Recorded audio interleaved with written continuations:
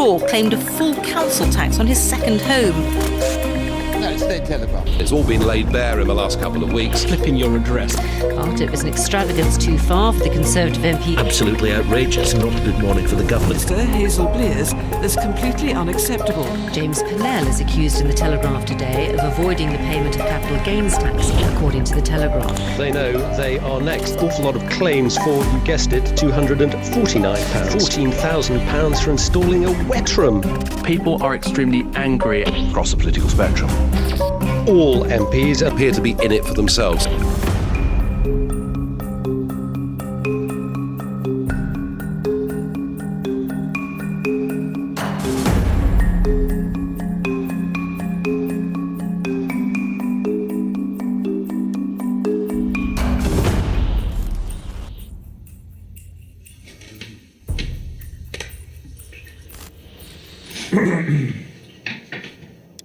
We're just normal people, and we pay every day out of our salaries to go to work, for our fuel, for our train.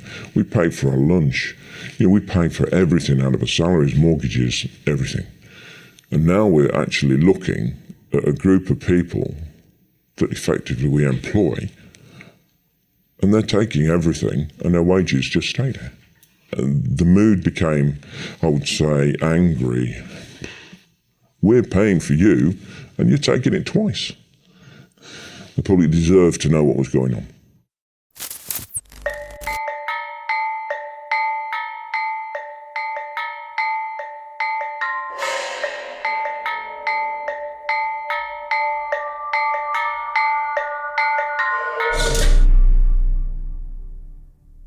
Good morning and welcome. More awful stories of MPs' expenses dodges today. Would you like to have a look at the expenses of every single MP? The expenses scandal just keeps on going. An absolutely sensational story.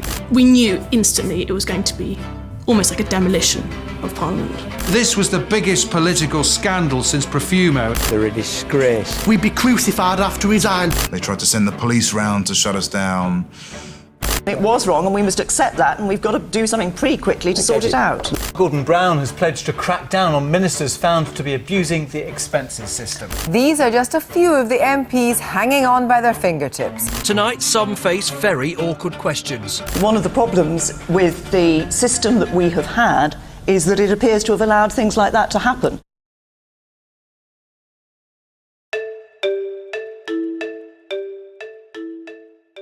My name is Chris Evans, and I'm the editor of The Telegraph. 10 years ago, back in 2009, I was head of news. Robert Winnett, I'm the deputy editor here, and at the time I was the deputy political editor. My name is William Lewis, and I was honoured to be the editor of the Daily Telegraph. Christopher Hope, back in 2009, I was the Whitehall editor. Matthew Bailey, at the time of MP's expenses, I was the news editor. I just started Telegraph, I was a reporter at the Telegraph. I'd been at the Sunday Times for 4 years before that. And I was about 3 or 4 weeks into being at the Telegraph. It was only a year or so after the financial crisis. And I think, that has to be remembered as the context, because we were in a recession. The economy was tanking.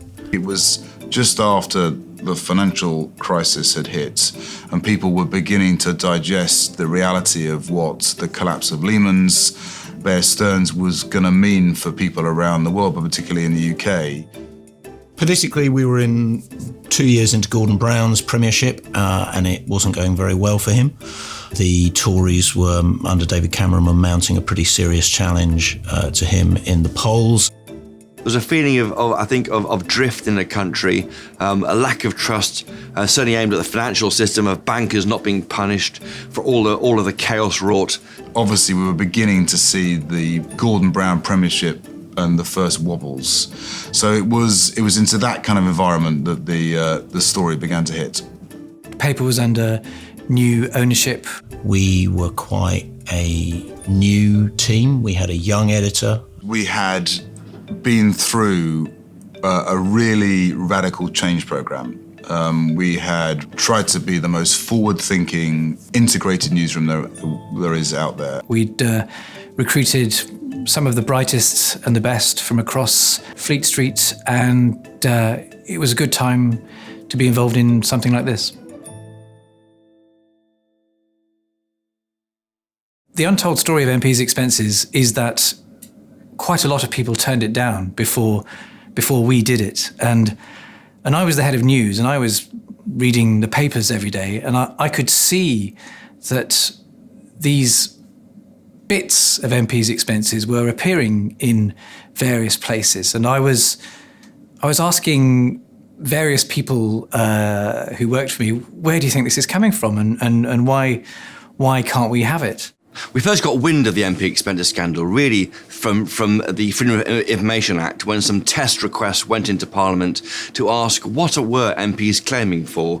But they should have given a huge amount of information quite quickly, because under FOI there's quite tight time limits to give the information, and the MPs, House of Commons, just wouldn't do that. When the Freedom of Information Act was brought in 2005, one of the first things that everyone did at that time was to put in these requests to get details of MP's expenses. So the Telegraph, the Sunday Times, independent campaigners like 𝗧𝗿𝗶𝗁𝗱𝗏 had all been pushing very hard for several years to try and get this information. I'm Heather Brooke. I did a lot of campaigning and reporting around the Freedom of Information Act, and I took the additional cost allowance case to the High Court for MP's expenses. I was trying to look at the whole system in a holistic way, and so I saw these little stories coming out, like they would go after one person, it was a scandal, and then it would be brushed aside. And I was like, you're just scratching the surface again. Like, the problem isn't like the bad apple, it's the whole pie, you know? It's rotten. For several months, and indeed for several years, we knew that there was this great trove of expenses data out there. There was a few months where we suddenly started seeing quite a lot of information come out. There was stuff about Jackie Smith's husband. The Home Secretary, Jackie Smith, was one of the first to face the scrutiny. Media sources say she was not at home at the time. She lives with her husband, Richard Timney. I am really sorry for any embarrassment I have caused Jackie. And we were aware that there was probably someone out there who had this disc. We knew that MP's expenses were going to be published because various people had been campaigning for their release and had fought various court battles. It later transpired that had the Telegraph not done its investigation, then most of the detail would never have emerged, because what the MPs were planning to do was to publish this stuff with all the salient details redacted, blacked out, so you couldn't really make sense of what was going on. And indeed, that's why this material was offered to us and to other papers, because the people involved in the redaction were so outraged that at what they could see was going on, but wouldn't be known because of the fact that it was being carefully excised. A line manager gave us a basic outline that we were going to be dealing with a new process to do with MP's expenses, and that process was the redaction of certain information that we would be told to remove. Initially, what happens is a lot of information is presented on the screen in front of you, and it's receipts or letters from the fees office, whatever. And initially, you're not actually reading the content because you're concentrating on learning the process.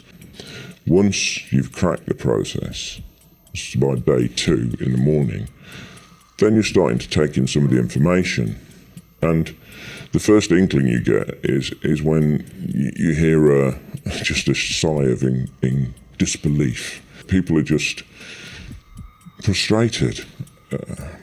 Not angry to start with, because you don't actually comprehend just what it is that you're looking at until the penny drops. People were starting then to correlate between their own lives and an MP and what they were actually claiming for. The mood became, I would say, angry by second week.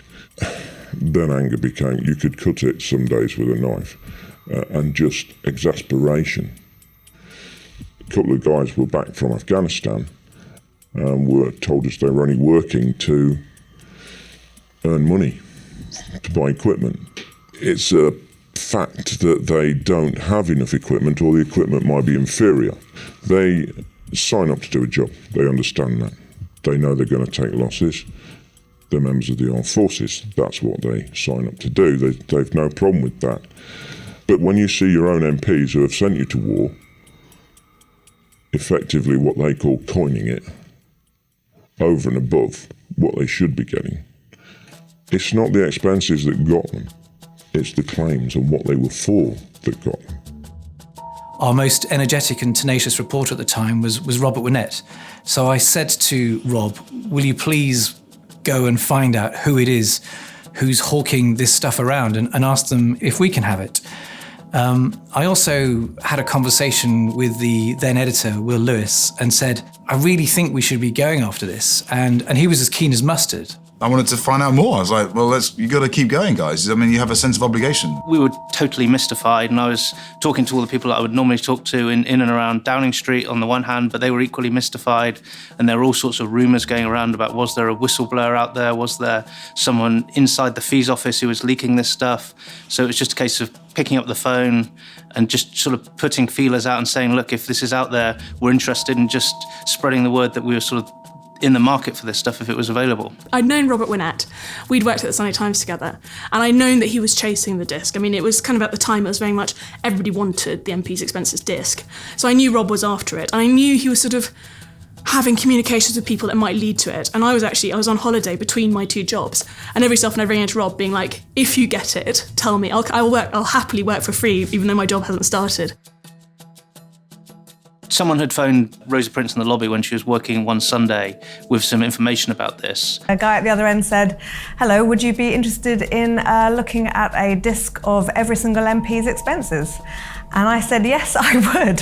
And by pure coincidence, this was an American PR guy who I'd known 10, 15 years before, because he was a personal finance, public relations guy.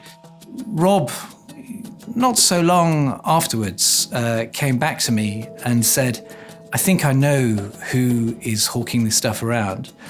And I said, great, let's organise a meeting, let's get them in. So I called him, and then I remember meeting him, I think in quite short order because of the calls that had been flying around, the next morning in a wine bar just off the Strand. He said he thought he knew someone who was involved in all this, who was a man called John Wick.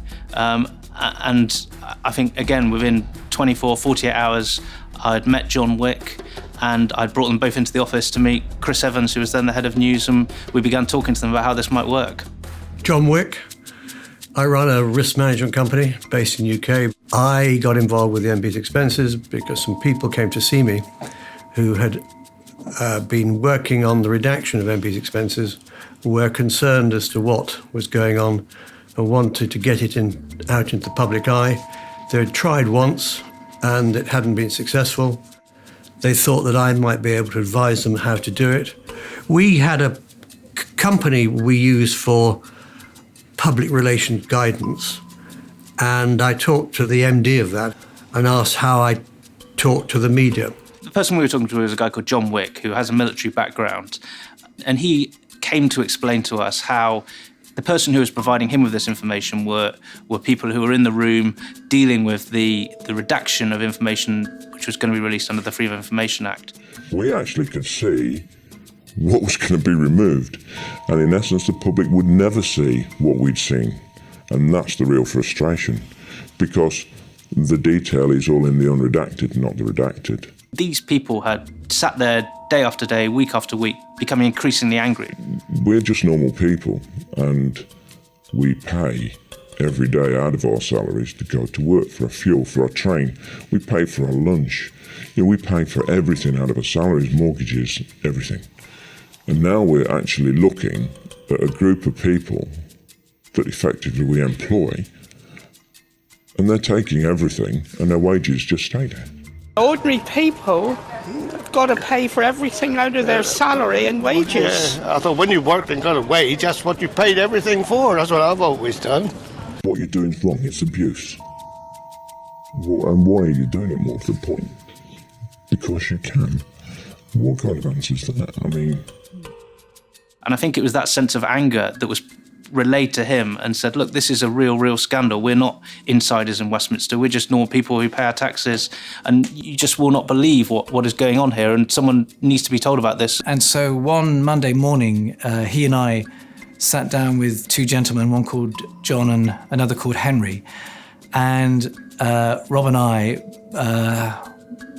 tried to persuade them to to let us see what they had. And they were in a slightly confused state because hitherto nobody had really expressed interest in what they had to say, what they had to offer.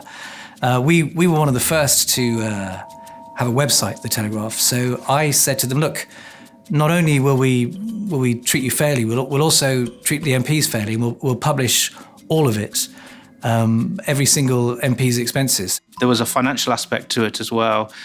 Chris Evans and myself had a discussion in which we said, look, well, The Telegraph don't pay for stories in this way. We're not a tabloid newspaper. It's not something we do, but this is sensational. These people need some insurance that, they could lose their careers. I remember very clearly Rob and I leaving that meeting, which was in a room just over there, and walking across to see the editor in his office, which was just over there. And I said to him, we're going to need to offer them some money. And we thought, what's the most we could possibly offer them? And we thought, well, maybe we can persuade the editor to offer them £30,000.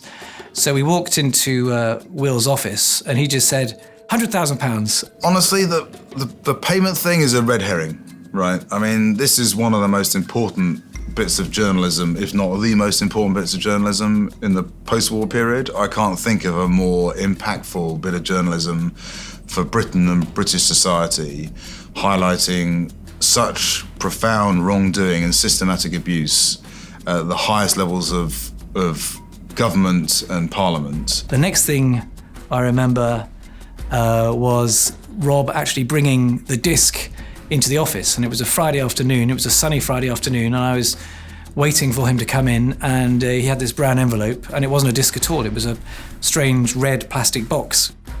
We opened it up, and we were just looking at it, and it sort of came up, all these different files and everything, and we went straight for Gordon Brown, and we opened it up, and up came his I think the first thing we saw was his itemised phone bill, and Rob just went, "We're going to jail." And we looked at it, and lo and behold, it seemed to have a lot of MP's expenses on it. Because we had one hard drive, and the next morning we knew that several journalists would all be starting to work on it, we had to copy it across. And so we got another hard drive and started the copying process across, and then realised it would take about 40 minutes to copy it across, so we went to Wagamama's for lunch in the interim and left it in the middle of the Telegraph office while it was copying across, which in hindsight seems complete madness. We had about 10 days before we started publishing. We were on this extraordinarily tight deadline. We formed a team it's now known as the bunker, but it was an office at the back of the office. And we pulled together deliberately a range of people, from people who just joined, who were relatively inexperienced, to some of our most experienced journalists. People who were tenacious and passionate, but with a range of experience, from the very young to the very seasoned, and people I thought would spark well off each other. The team we put together, and I remember going around each of them individually at the time and telling them roughly what it was Gordon Rayner, who was our chief reporter at the time, Rosa Prince, who worked alongside me in the lobby, who was a really experienced political correspondent, Chris Hope, who even then had a reputation for digging into things, Holly Watt, who I'd worked with on investigative stuff, including expenses stories at the Sunday Times, Martin Beckford, who again had a reputation as a sort of forensic journalist who was very good at going through data and digging out figures and so on, John Swain, who was a rising star at the time and just come off our graduate trainee scheme, Caroline Gamble, who again was one of our more experienced news reporters, who was excellent at going out and talking to people on the doorstep, and Nick Allen, who again was one of our top news reporters, again relatively young. I got a phone call to say, can you come in tomorrow at 7:30 for a training exercise? And I've been at the newspaper since 2003, so I was quite used to regular retraining and training. And I explained to them what was going on, and I said there would have to be a cover story about some sort of digital training to explain why they were off their jobs for 2 weeks. And we locked them all in a room just around the corner, which no longer exists, and said, right, can you go ferreting for stories? I think I just remember people arriving and being a bit kind of like, right, we're here, fine. And, people like, I think Chris Hope had to get up very early, so had Gordon. John Swain was there as well. And I don't think it was, they all just sort of grumbled their way in, and then the mood went from low-level grumble to total delight. But then the work started. Yes. Everyone externally was told that we were working on a new training scheme, which was an emergency backup system, and we asked them not to talk about it or share any information beyond that room. Even when they went to the toilet, they were told not to talk about it. So right from the beginning, we were drilled into us that this was secret, that we couldn't tell anyone. We didn't even tell our 2 other colleagues over in Westminster. It was just a total news blackout. My girlfriend worked for the Daily Mail, so I was very conscious that I couldn't share the information that we had the disc. I think she thought that our relationship wasn't going to last very long. So when the first paper came out, that was somewhat of a relief to me. I do remember there's some muttering about an IT programme, and then no one was seen. And so for those first few days before going and joining the bunker, it was as though it was in this, no one knew where the bunker was. It was in this mysterious part of the building and none of the reporters in there were being seen because they were coming in before people were arriving and leaving after everyone else had left. So my feeling in that room was one of extreme excitement, because as a journalist you want to try and kick the tyres, shake the system, and it's very rare that you ever get a chance to make real change with your journalism and a chance to really sort of hold that place, Parliament, to account. There was a bubbling of excitement and people were obviously curious, but then in fairly short order they plugged in a disc for each of them, and they suddenly started looking at this stuff, and it was amazing how quickly everyone suddenly became totally obsessed with it. The bunker itself, it was rotten. You walked in and it felt like it had really low ceilings. The bunker was rotten. It had no windows. And it simply had a bunch of computers in it.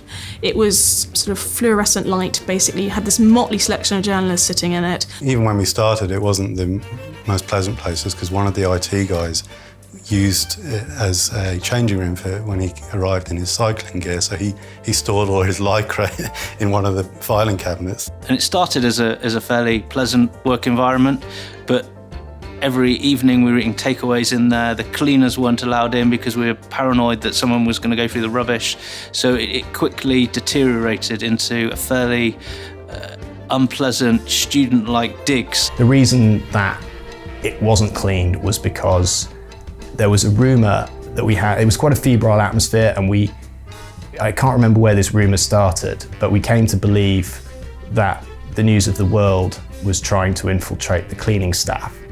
And whether or not this rumour was true, it was decided that we shouldn't allow any cleaners in.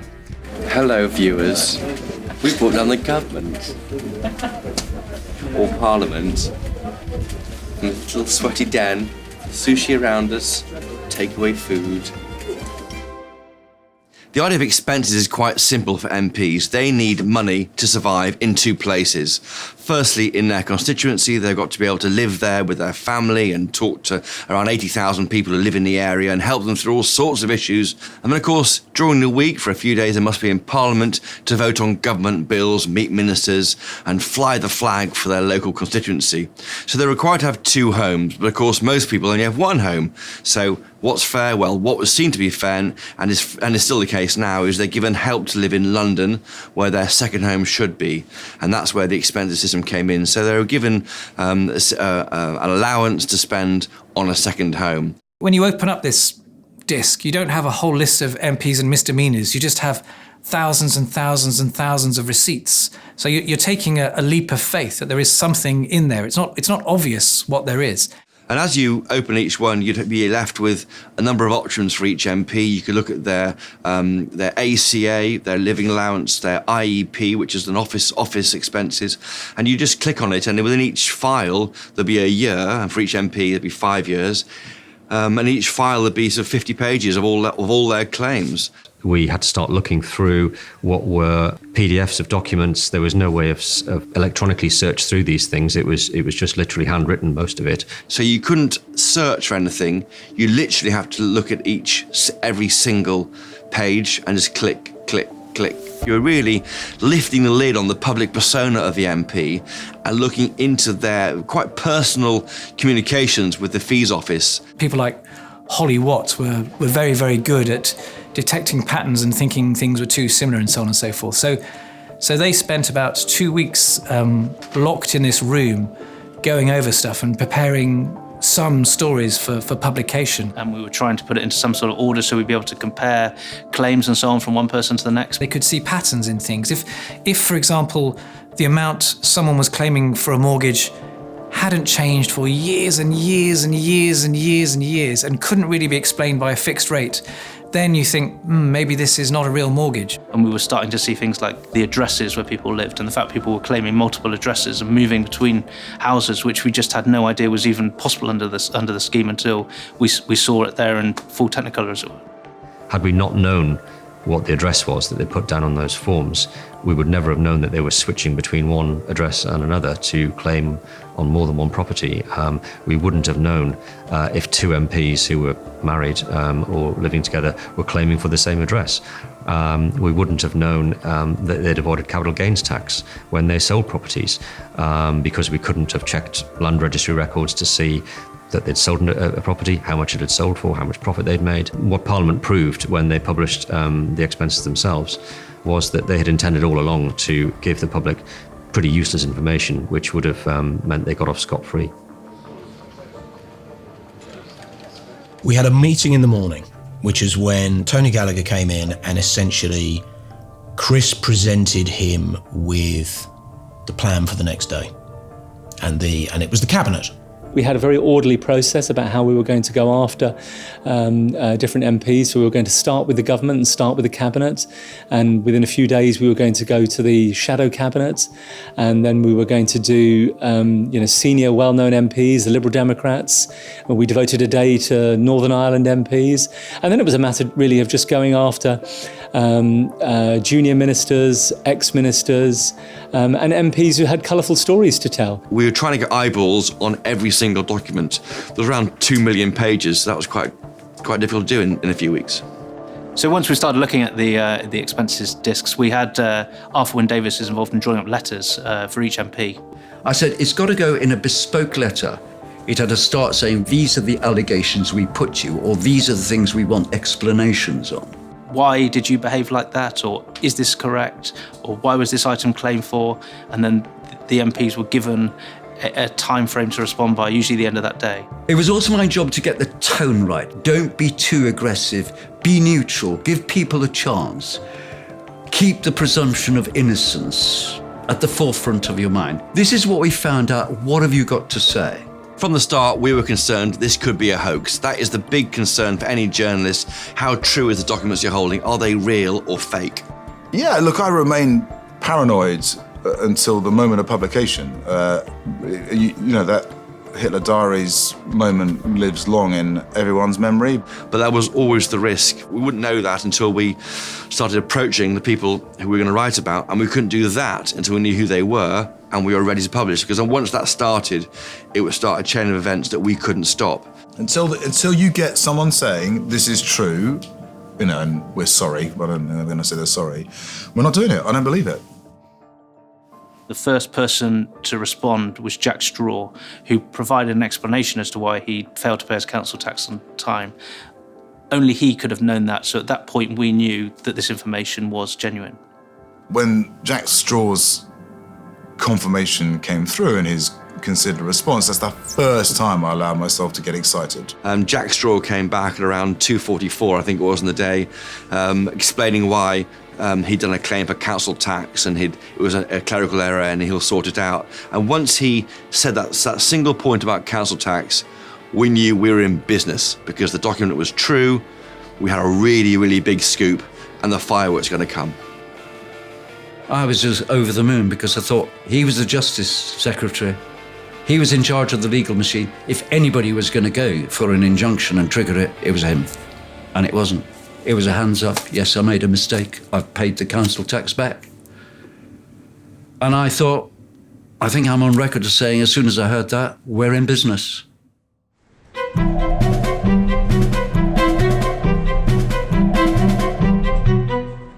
In those days, it was much more common for newspapers with big scoops to spoof the first edition. So you would run a first edition that wasn't MP's expenses, so no one would see it in time to change up, and you'd have the exclusive all to yourself in the second edition.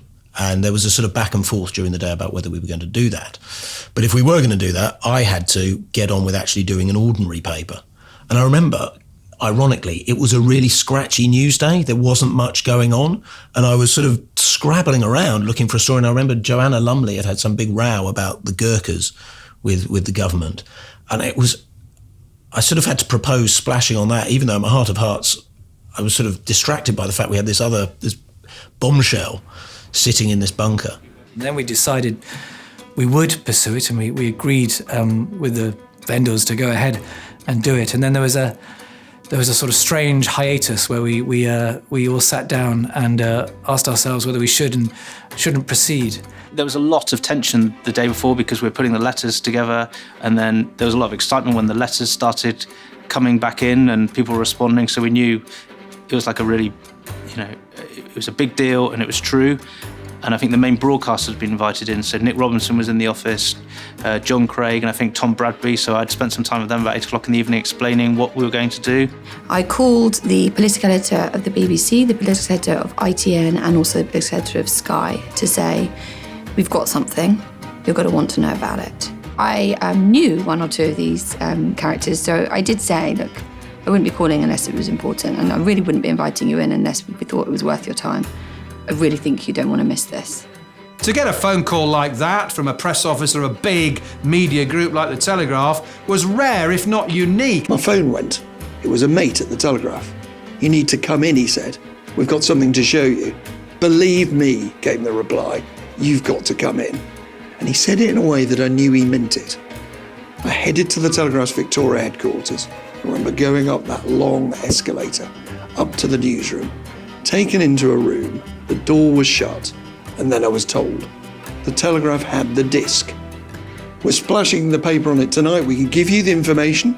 You can't take it from here, but we think you'll think it's a big story. And then I remember at 10 o'clock on the evening before publication, putting the main news channels on and every single one of them. That was the main first story. And you think at that point, right, we've got something here.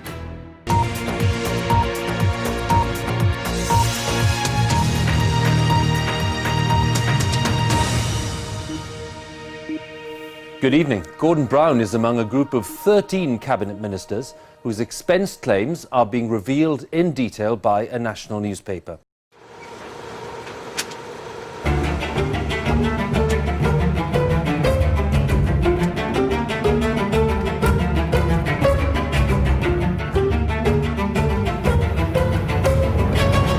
The embarrassment begins tonight for the government. It will follow, we're told, for other parties and for people at lower levels.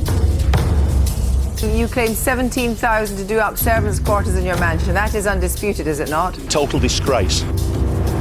I've done nothing criminal. That's the most awful thing. And do you know what it's about? Jealousy.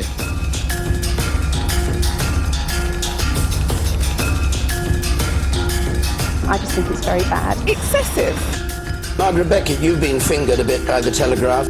His authority seems to be draining away. People are right to be angry, but she's still in her job. I mean, it looks like a shambles. It's all of them in that parliament just now. Order, it goes to the Prime Minister. He must be heard as well. I think you should get the facts right. Within a few days, it became obvious that the public were outraged by what they were reading, and all of a sudden we were no longer a small group of people within the Telegraph.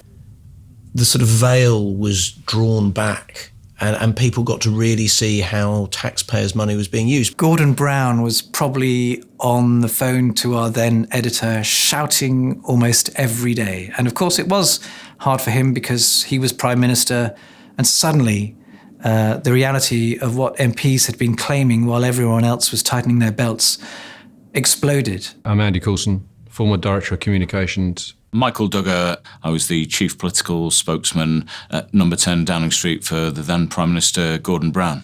We had decided to go with the Cabinet, the Ministers, and then the opposition. Now, we were later accused of that was political bias and we were favouring the Tories. Well, actually, Labour were in government. We had to go for the government first. But it did give the Tories about 2 or 3 days to get their ducks in a row to a degree. But that said, they still got pretty lambasted. The Telegraph set out with what I thought actually was a reasonably clear process on how you would approach these stories, that you would give us some time. There's an argument as to whether or not there's enough time, but some time to consider these allegations before you went to press. We were given, enough time. There's sort of the usual amount of time a journalist would give you to respond to a story they're writing for the following day, but it was an incredibly detailed, complex story, and trying to piece all of that together. And you're dealing with, different cabinet ministers, their officers, they're in meetings, you're trying to pull them out, you're trying to do what you should always do, trying to establish the facts before deciding how to respond. But it really hit Downing Street like a tsunami, did that story. What became clear, within days, is that they were taking apart the whole system. And I was like, wow, that's actually surprising. They're not going after one politician, they're not going after one party, they're looking at the whole system. MPs have been dreading the moment this summer when all their past expenses receipts were due to be published. The MPs really thought it was okay. So you're claiming expenses on a second home when you have 3 and you've got an income coming in from it. Fabulous system, isn't it? They were sort of so shocked and appalled to find out that people really didn't think it was okay. But, so that was it. When they were ringing up, they still were like, well, this is outrageous. You just don't understand the system and you're making... And we're like, no, we do understand the system. And you have, to be fair, not broken the rules, but it's not looking great that you're getting your helipad hedge trimmed. I remember Margaret Moran getting in a shouting match and just with Rosa Prince about how dare she ring her. So she'd done up one house at public expense, at a great deal of public expense, and then she'd decided, oh no, that's not my main home. My main home is actually miles away. I phoned her up and she was incredibly indignant and defiant. So I remember her screaming at me in a very undignified manner. And I think in the end, she just hung up on me. I remember Shahid Malik came out and was literally giving an interview on air, I seem to remember, attacking us for what we'd said, and he took a call from the cabinet secretary or someone in the government saying, you need to resign now, or we're suspending you because it appears like you breached the ministerial code. And that was just sort of playing out in real time in front of us.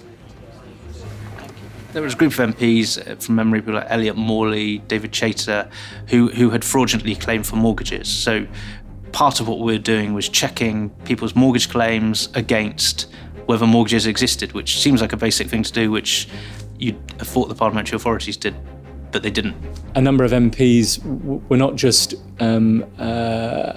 over-claiming on their expenses, but actually claiming in a way that was criminal. Even though we thought this would be big and it was exciting and it was huge, the level of misdoing and even criminality was on a scale that even at the start we couldn't have imagined.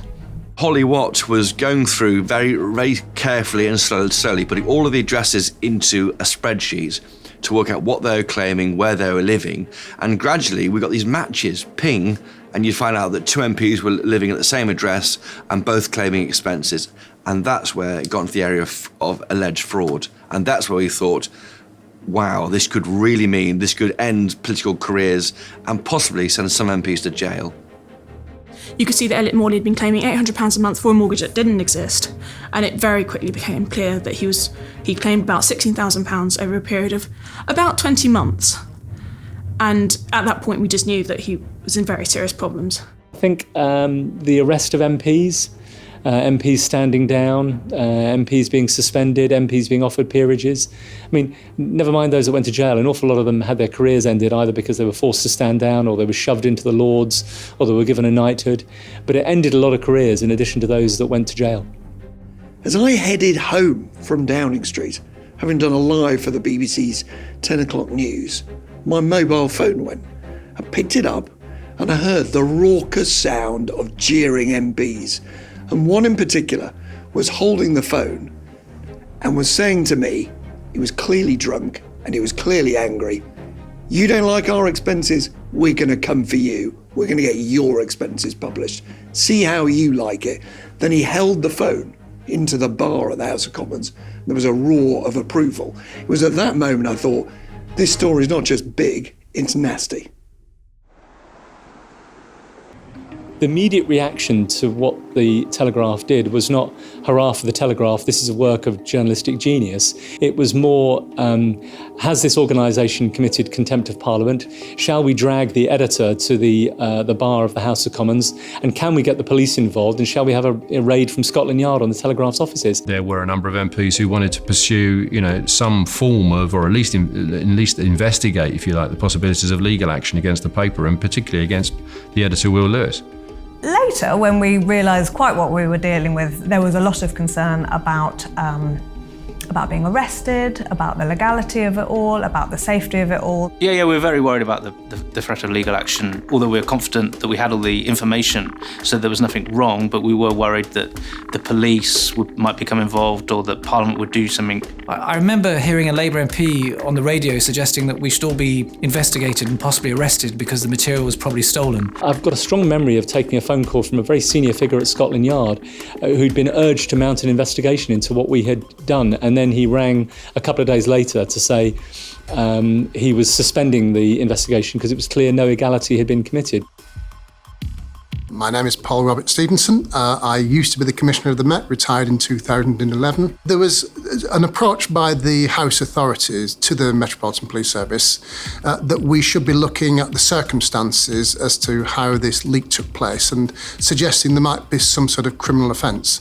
I have to be honest, from the outset I thought that was rather fanciful. I guess the clearest cut element would have been if this had been a matter of national security.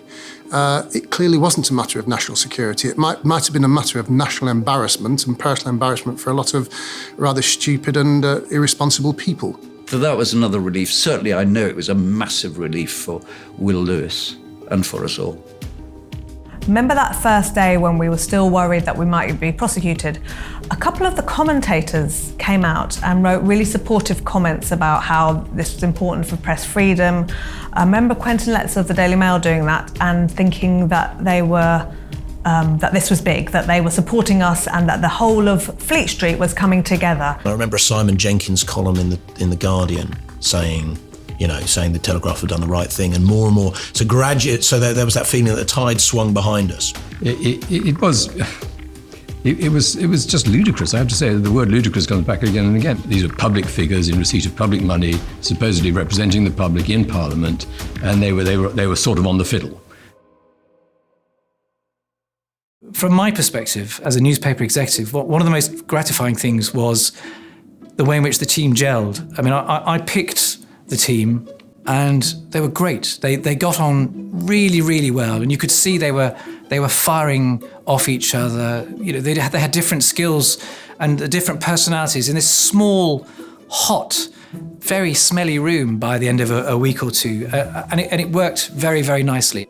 Oh, we didn't really leave the office, I don't think. I mean, we'd go home, go sleep for, literally a few hours, and then come back in again, and, it just was absolutely relentless. A member of the comment staff who didn't know what was happening put his head round the door and said, "Hi, anyone want to go for a drink?" It was sort of at 7 or 8 at night. And there must have been 10 of us in there, and we all put our heads up and just stared at him. We couldn't even speak. We were all so absorbed and shocked and just swept up in what we were looking at that no one could even respond. So he kind of saw 10 pairs of eyes looking at him, and he just went, "I guess not," and wandered off again.